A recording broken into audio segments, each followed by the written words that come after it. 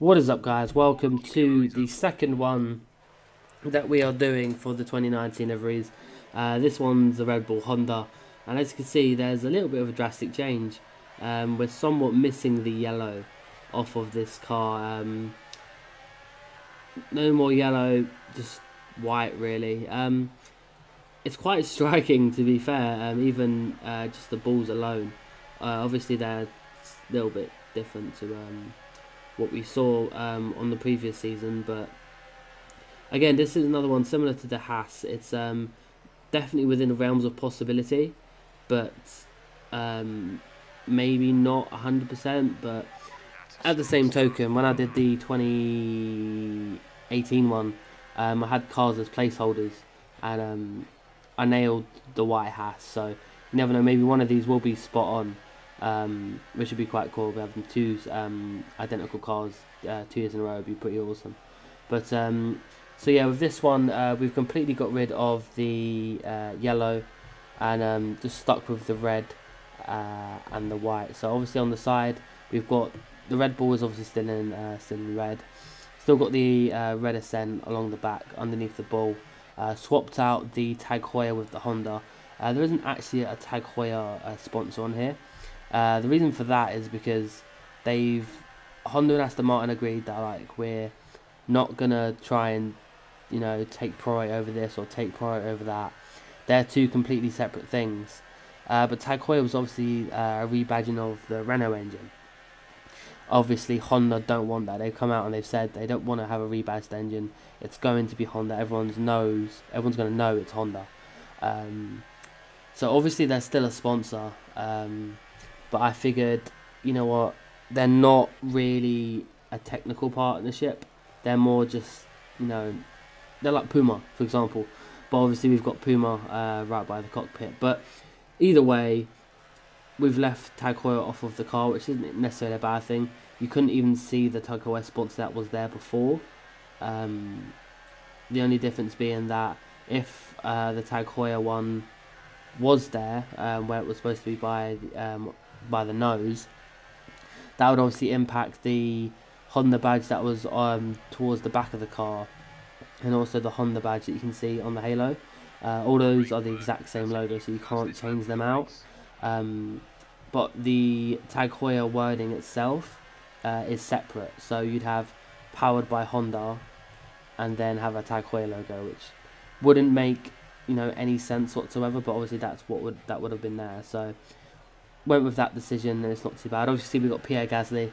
Gasly's one of the ones who has got a completely finished helmet.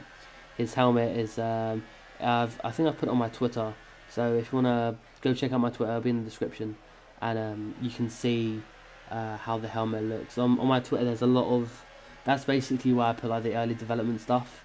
In the program that I use, 3D Sim, it's the quality's really crappy, but it's you can see it's the early design phase and stuff like that. I post a few screenshots of them. The helmets themselves, I usually just post a photo of the helmet in a Photoshop 3D helmet of what I'm doing exactly. But you can see we've got the Rich Energy Haas just ahead of us. That was the last video that I talked about with Magnussen in. And Stroll's actually in P6, which is stellar job from him, to say the least. But I'm pretty sure we're going to take him up easily coming up the hill. But in terms of even just the helmet, I really, really do like the helmet. The helmet's going to have matched the colour scheme of the car to a certain degree. Got rid of obviously all the yellow, just basically red and white, more or less. Verstappen's helmet does look really, really nice, especially the top bit. Verstappen's helmet does look like it looks like a proper helmet, if that makes sense. It probably doesn't, but for all intents and purposes, it just looks awesome. It really, really does.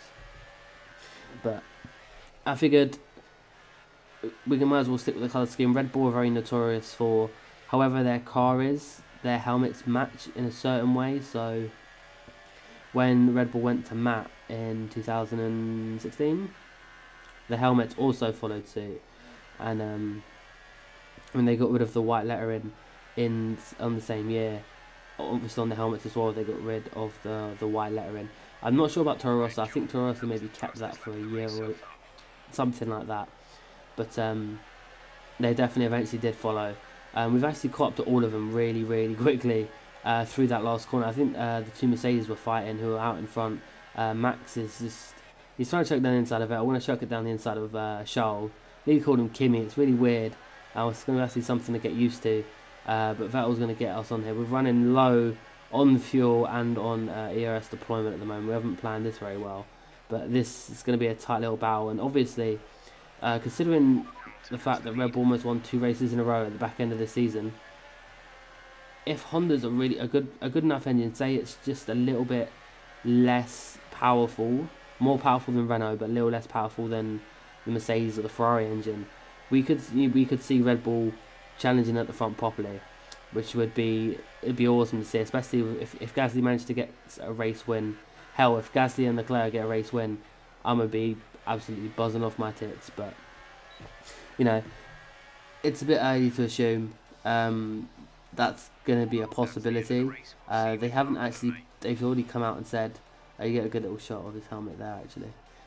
They've actually come out and said already they're not going to give Gasly's expectations too high, just for the pure fact of it's his first, it'll be his second season in F1 and he's in a Red Bull. It's kind of like a Kvyat situation, but hopefully Gasly does a little bit better. You know, he has a tendency to be a bit aggressive, so it's going to be interesting to see. Like, I've followed Gasly up for like his junior career, so having him and Leclerc in the front leading cars is just the best possible thing that could have happened, if you ask me. But we're getting some good shots of the side of the Red Bull, and obviously on the front as well it's white. No more yellow. I'm not actually, I don't think we need it, and obviously that the ball's got like the accent that the Toro Rosso has. But that's been it, guys. I'll see you in the next one. Bye bye.